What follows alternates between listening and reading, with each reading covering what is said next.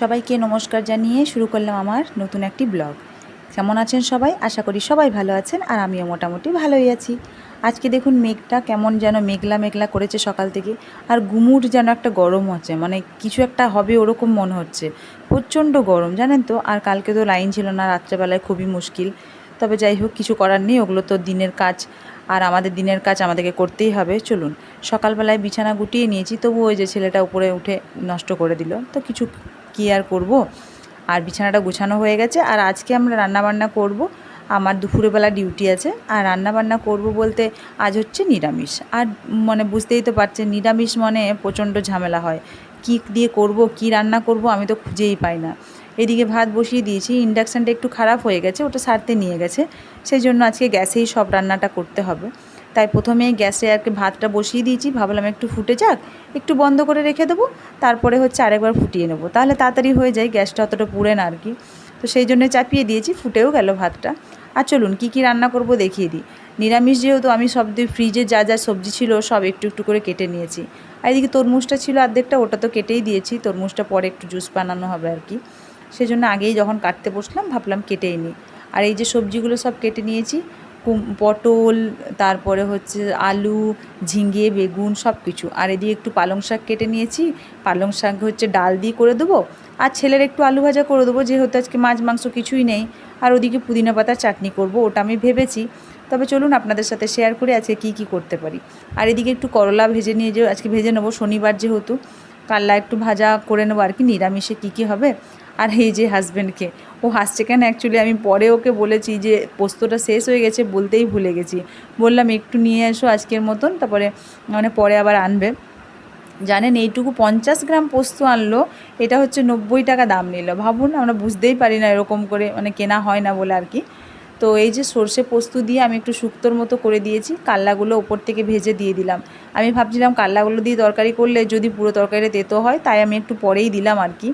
তবে আমি জানি না এরকম তেতো হয় কি না, তো কাল্লা দিইনি কখনো, আজকে দিলাম। তো দেখবো খেয়ে। আর ওই পোস্ত দিয়ে ওই সর্ষে দিয়ে তরকারিটা হবে।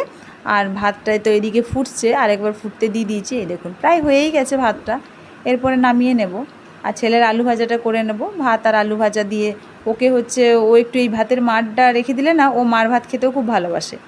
তো চলু, এই যে আলু ভাজাটা ওকে একটু মার দিয়ে দেবো ভাতের, আর একটু আলু ভাজা দিয়ে ও খেয়ে নেবে। তবে ওকে ডিমটা একটা ভেজেই দিতে হবে, ও আর নিরামিষ খেতে পারে না।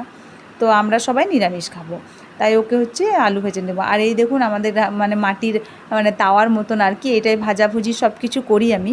আর একটা ছোট্ট মতন হাঁড়ি আছে, চিকেন টিকেন রান্না করলে ওটাতেও করি মাঝে মাঝে। আর একটু পুদিনা পাতার চাটনি বানিয়ে নেবো, তেঁতুলটা ভিজতে দিয়ে রেখেছি। আর একটু লঙ্কা দিয়ে দিই, তাহলেই হবে। আর আপনাদেরকে কি বলে, এই যে কড়াইটা বললাম যে ইয়েটা আছে, কি বলে ভুলেই যাচ্ছি, বুঝলেন তো।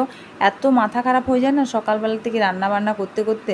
সকাল থেকে আমার জানি এটা মনে হয় মহাযুদ্ধ, এতগুলো কাজ করা, সব কিছু করে সব কিছু রেডি করে পরে তারপরে ডিউটি যাওয়া মহা মুশকিল হয়ে যায়।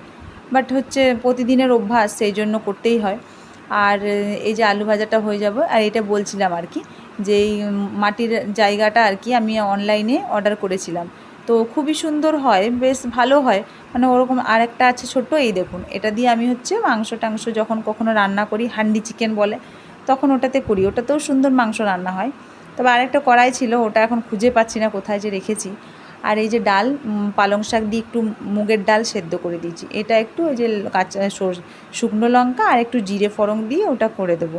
কারণ আজকে তো রসুনও দিতে পারবো না, রসুনটা না দিলে একটু কেমন লাগে, ডালে একটু রসুন পেঁয়াজ দিলে বেশ ভালো টেস্ট হয়।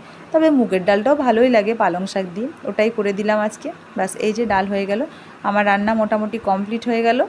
তো সবাই কেমন লাগলো, সবাই মানে সবাইকে আমার ব্লগটা দেখার জন্য অসংখ্য অসংখ্য ধন্যবাদ। আর আমার ব্লগটা আপনাদের কেমন লাগে কমেন্ট করে অবশ্যই জানাবেন। আর এই দেখুন কাল্লা ভাজা করে নিয়েছি, ভাত তো হয়েই গেছে, ভাতটাও নামিয়ে নিয়েছি, মারটা করানো হয়ে গেল। আর হচ্ছে এইদিকে ডালটা সাতুলে নিয়েছি, পুদিনার চাটনিটাও করে নিয়েছি, বাস কমপ্লিটই হয়ে গেল। আর এদিকে ছেলের আলু ভাজাটা। তো বাই বাই সবাইকে। আর এদিকে তরকারিটা কেমন লাগলো আমার তরকারিগুলো কমেন্ট করে অবশ্যই জানাবেন। আর স্যালাডও কেটে নিয়েছি, সমস্ত কিছু রেডি করে নিয়েছি, বাস শুধু খেতে বসলেই হলো। আমার রান্নাবান্না কমপ্লিট হয়ে গেছে, আমি একটু বসবো, আর তারপরে একটু খাবার দাবার দেবো। ছেলে, হাজবেন্ড, শ্বশুরমশাই সবাই স্নান করবে, রেডি হবে। তারপরে ছেলে তো খেলছে এখন, শনিবার যেহেতু ওর স্কুল নেই, খেলতে গেছে। তো বাই বাই, পরে আবার দেখা হবে নতুন একটি ব্লগ নিয়ে।